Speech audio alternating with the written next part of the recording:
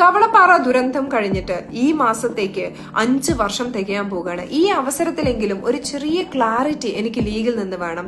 നിങ്ങൾ ദുരന്ത ബാധിതരായിട്ടുള്ള 50 കുടുംബങ്ങൾക്ക് വീട് വെച്ച് നൽകും, അതിനുള്ള ഭൂമി നൽകും എന്നൊക്കെ വാഗ്ദാനം ചെയ്തിട്ട് ഒരു മാസീവ് ആയിട്ടുള്ള ക്രൗഡ് ഫണ്ടിങ് കവളപ്പാറ ദുരന്തത്തിന് ശേഷം നടത്തിയിട്ടുണ്ടായിരുന്നു. കോടികളായിരുന്നു നിങ്ങളുടെ ഫണ്ടിലേക്ക് അന്ന് ഒഴുകിയെത്തിയിട്ടുണ്ടായിരുന്നത്. ആ ഫണ്ട് ഉപയോഗിച്ച് നിങ്ങൾ ഭൂമി മേടിച്ച് എത്ര പേർക്ക് വീടുകൾ ഉണ്ടാക്കി കൊടുത്തിട്ടുണ്ട്? കവളപ്പാറ ദുരന്ത ബാധിതരായിട്ടുള്ള എത്ര പേരെ നിങ്ങൾ പുനരധിവസിപ്പിച്ചിട്ടുണ്ട് എന്നുള്ളതിന്റെ കൃത്യമായ കണക്കുകൾ പുറത്തുവിടാൻ നിങ്ങൾക്ക് കഴിയുമോ? ഒരു ചലഞ്ചായിട്ട് തന്നെ നിങ്ങൾക്ക് ഇത് അക്സെപ്റ്റ് ചെയ്യാം. കണ്ണാടിപ്പൊയിൽ, വെളുമ്പിയം പാടം, അതുപോലെ തന്നെ പൂളപ്പാടം എന്നീ സ്ഥലങ്ങളിൽ നിങ്ങൾ സ്ഥലം മേടിച്ചിട്ടുണ്ടായിരുന്നു. പക്ഷേ അതിൽ തന്നെ വെളുമ്പിയം പാടത്ത് മേടിച്ച സ്ഥലത്തിന്റെ ഏറ്റവും കണ്ണായ ഭാഗം ലീഗിന്റെ ഒരു പഞ്ചായത്ത് അംഗം ചുളുവിലയ്ക്ക് അടിച്ചു മാറ്റി. അതിന് പിറകിലുള്ള സ്ഥലം മണ്ണിടിച്ചിൽ ഭീഷണി ഉള്ളതിനാൽ ആരും തന്നെ ഏറ്റെടുക്കുകയും ചെയ്തില്ല. കണ്ണാടിപ്പൊയിലും പൂളപ്പാടത്തും വീടുകൾ ഉയരുന്നുണ്ട്. ആർക്ക് വേണ്ടിയിട്ടാണ്? ഇതിനോടകം തന്നെ സർക്കാർ 128 കുടുംബങ്ങളെ, കവളപ്പാറ ദുരന്ത ബാധിതരായിട്ടുള്ള 128 കുടുംബങ്ങളെ പുനരധിവസിപ്പിച്ചു കഴിഞ്ഞു. അവർക്ക് വീട് വെക്കുന്നതിനുള്ള സ്ഥലം സർക്കാരാണ് വാങ്ങിച്ച്, സർക്കാരാണ് അതിനുള്ള പണം ചെലവഴിച്ചത്. അവർക്ക് വീട് വെക്കാനായി 4 ലക്ഷം രൂപ സർക്കാർ നൽകുകയും ചെയ്തിട്ടുണ്ട്. ലുലു ഗ്രൂപ്പ് അടക്കമുള്ള സുമനസ്സുകൾ മുന്നോട്ട് വന്ന് ഈ വീടുകൾ നിർമ്മിച്ചു നൽകി, പല വീടുകളും നിർമ്മിച്ചു നൽകുകയും ചെയ്തിട്ടുണ്ട്. ആ വീടുകളിലേക്കുള്ള റോഡ്, അതുപോലെ തന്നെ വെള്ളം എന്നീ സംവിധാനങ്ങൾ സർക്കാർ പഞ്ചായത്ത് വഴി നടപ്പിലാക്കുകയും ചെയ്തിട്ടുണ്ട്.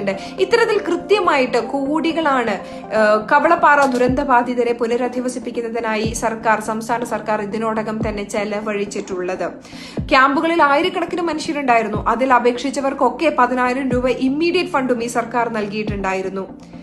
പക്ഷെ നിങ്ങൾ ക്രൗഡ് ഫണ്ടിങ് നടത്തി, നിങ്ങൾ കളക്ട് ചെയ്ത കോടികൾ ഉപയോഗിച്ചിട്ട് ഈ കവളപ്പാറ ദുരന്ത ബാധിതരായിട്ടുള്ള ഒരാളെങ്കിലും നിങ്ങൾ സഹായിച്ചിട്ടുണ്ടോ? സഹായിച്ചിട്ടുണ്ടെങ്കിൽ അവർക്ക് ഭൂമിയോ വീടോ വെച്ച് നൽകിയിട്ടുണ്ടെന്നുണ്ടെങ്കിൽ അവരുടെ പേര് വിവരം നിങ്ങൾ ഇന്ന് വെളിപ്പെടുത്തണം.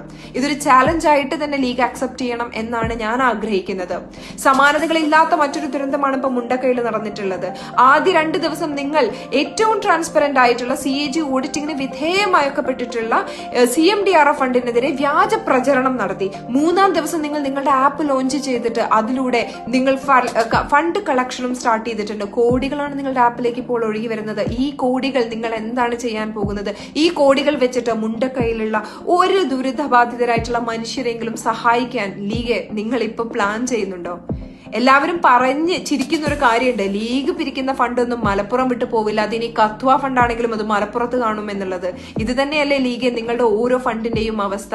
കഴിച്ച ഭക്ഷണത്തിന് വരെ കണക്ക് പറയുന്ന ലീഗ് ഈ കാര്യത്തിലെങ്കിലും ഒരു കൃത്യമായിട്ടുള്ള ഉത്തരം പറയുമെന്നുള്ള പ്രതീക്ഷയോട് കൂടിയിട്ട് നിർത്തുകയാണ്. എന്താണ് നിങ്ങൾ കവളപ്പാറയിൽ ചെയ്തത് എന്ന് വീണ്ടും നിങ്ങളെ ചോദ്യം ചെയ്തുകൊണ്ട് അവസാനിപ്പിക്കുകയാണ്. നന്ദി.